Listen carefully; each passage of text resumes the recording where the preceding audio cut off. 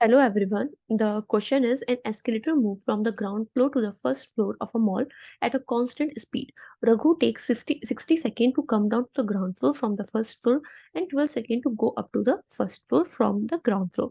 ठीक है. And there is second person Pratim who take 10 seconds to go up to the first floor.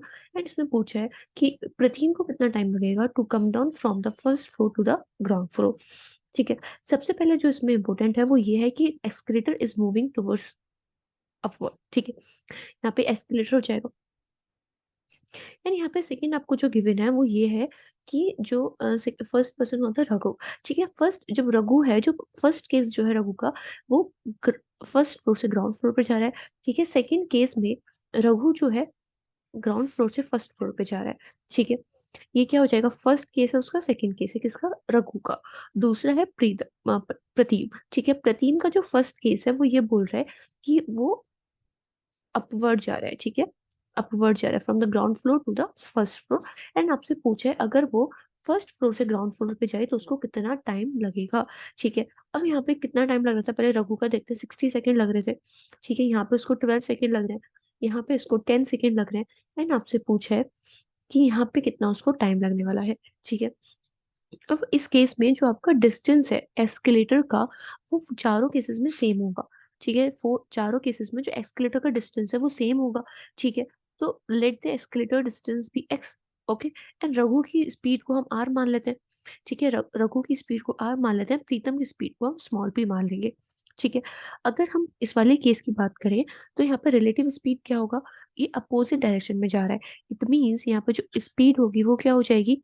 Are minus x हो जाएगी. ठीक है. यहाँ पे स्पीड क्या हो जाएगी? आर प्लस में एक्स हो जाएगी. ठीक है. और यहाँ पे जो डिस्टेंस है वो तो सेम ही है.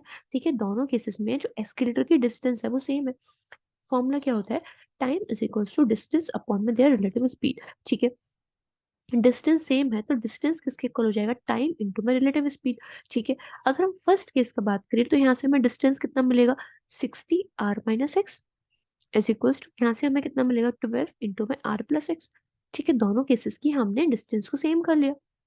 अभी 12 से 5 बार जाएगा so it will become 5r - 5x is equals to में आर प्लस में एक्स. ठीक है. ये इधर आर को इधर ले आएंगे. It will become 4r. And यहाँ पे कितना हो जाएगा? 6x हो जाएगा. ठीक है. It will become 2r is equals to में 3x. ठीक है.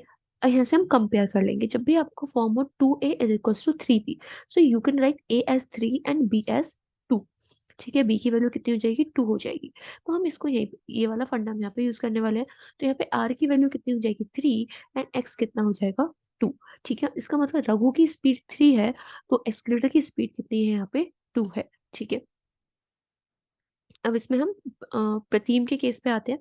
ठीक है. अब प्रतीम के केस में हमें टाइम पता है कितना लग रहा है? 10 सेकेंड लग रहा है. ठीक है. एंड अपवर्ड की साइड मूव हो रहा है तो रिलेटिव स्पीड कितनी होगी? p प्लस में एस्केलेटर की स्पीड x. x कितना निकला है? 2. It means p+2. ठीक है. एंड यहाँ से हम क्या डिस्टेंस निकाल सकते हैं? देखो हमें x r की वैल्यू पता है एंड x की वैल्यू पता है. अगर हम इसमें 60r - x हमारा क्या था? टोटल डिस्टेंस था एक्सकेलेटर की. तो हम टोटल डिस्टेंस निकाल लेते हैं. एक्सकेलेटर का क्या होगा? 60 इंटू में r minus x, that is 3 - 2. ठीक है. 60 इंटू में 1 इट विल बिकम 60 स्टेप्स. ठीक है. यहाँ पे जो डिस्टेंस की बात हो रही होती है एस्केलेटर के क्वेश्चंस में, वो नंबर ऑफ स्टेप्स होता है. ठीक है. अब यहाँ से हम क्या निकालेंगे? p की वैल्यू फाइंड आउट कर सकते हैं. कैसे? क्योंकि हमें टाइम कितना गिवन है? 10 आ गया. डिस्टेंस हमें कितना आ गया? 60 आ गया. रिलेटिव स्पीड कितना है? p+2. ठीक है. ये 6 बचेगा. एंड क्रॉस मल्टीप्लाई करोगे p+2 is equal to 6. And p की वैल्यू कितनी आ जाएगी? 4. ठीक है. यहाँ से हमें किसकी स्पीड आ गई? प्रतीम की हमारे पास स्पीड आ जाती है 4. ठीक है. अब हमें यहाँ पे टाइम बताना है कि इसको टाइम कितना लगेगा. ठीक है. अगर वो फर्स्ट फ्लोर से ग्राउंड फ्लोर पे आ रहा है. ठीक है. टाइम बताना है. डिस्टेंस अपॉन में रिलेटिव स्पीड. डिस्टेंस तो सेम ही है, दैट इज 60 स्टेप. अब रिलेटिव स्पीड क्या हो जाएगी? माइनस होगी बिकॉज नाउ द प्रतीम is moving towards in the opposite direction. He is not moving towards the accelerator. He is moving in the opposite direction. Okay. तो कितना हो जाएगा? x किसकी स्पीड कितनी है? 4 है. 4 माइनस एक्सकेलेटर की स्पीड. एक्सकेलेटर की स्पीड कितनी थी? 2 थी. It means that is 2. ठीक है. इसको टाइम कितना लगने वाला है? 30 सेकेंड्स. ठीक है. तो करेक्ट आंसर क्या होगा इस क्वेश्चन का? 30 सेकेंड्स होगा. आई होप आपको ये कंसेप्ट समझ आ गया होगा। इसमें काफी लेंथी था, मतलब आपको ये ध्यान रखना है कि अपवर्ड कहाँ पे मूव हो रहा है, डाउनवर्ड कहाँ पे मूव हो रहा है। आपको इसमें कंफ्यूज नहीं होना है। इसमें डायग्राम बना लोगे तो ज्यादा इजी रहेगा। ठीक है, डायग्राम के नीचे आप रिलेटिव स्पीड लिख दो, अच्छे से रिलेट कर पाओगे, एंड देन आप उसको सिंपल है सॉल्यूशन। इसके कैलकुलेशन में ज्यादा प्रॉब्लम नहीं है, तो उसको डिकोड करना लैंग्वेज को, ये काफी थोड़ा इस यहाँ पे इसी में ही टाइम लगने वाला है आपको केवल। ठीक है, I hope you understand the concept. Thank you.